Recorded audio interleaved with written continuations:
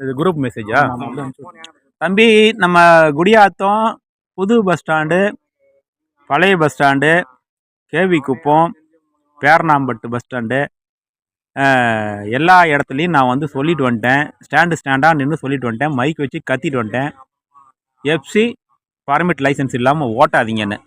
ஆனால் திரும்ப திரும்ப வந்து அந்த ஸ்டாண்ட்லாம் வந்து எஃப்சி இல்லாத வண்டி, பர்மிட் இல்லாத வண்டி நான் பார்க்குறேன். நான் காரில் போகும்போது அப்படியே வண்டி நம்பர் அடித்து பார்க்குறேன். எஃப்சி இல்லாத வண்டி நிற்குது, பர்மிட் இல்லாத வண்டி நிற்குது. அந்த ஸ்டாண்டு தலைவர்களும் அதை அலோவ் பண்ணுறீங்க. நான் ரிப்பீட்டடாக தலைவர்களையும் கூப்பிட்டு பேசிட்டேன். நான் அந்த சொத்த கேஸ்லாம் போடலன்னு உங்களுக்கு சொல்லியிருக்கிறேன்.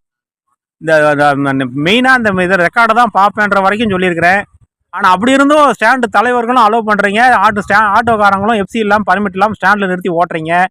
நீங்கள் அந்த ஸ்டாண்டில் நிறுத்துறதுக்கு உங்களுக்கு அனுமதி இல்லைன்னு சொல்லிட்டேன். அப்படி இருந்தும் எல்லோரும் அலோவ் பண்ணுறீங்க. இது திரும்பவும் ரிப்பீட்டடாக சொல்கிறேன். அப்புறம் நான் போடுற ஃபைனை மற்றவங்களுக்கும் நிறையா போட ஆரம்பிச்சிடுவேன். கம்மியாக போடுற ஃபைனை நிறையா போட ஆரம்பிச்சிடும். வருத்தப்படக்கூடாது. ரிப்பீட்டடாக நீங்கள் இதை நான் சொல்லியும் கேட்கலன்னா நான் சொல்கிறத நீங்கள் மதிக்கலன்னு தான் அர்த்தம். தயவுசெய்து எஃப்சி பர்மிட் லைசன்ஸ் இல்லாத வண்டி, இன்சூரன்ஸ் இல்லாத வண்டி ஸ்டாண்டில் நிறுத்தி ஓட்டாதீங்க. இது என்னுடைய கடைசி எச்சரிக்கையாக இருக்கட்டும்.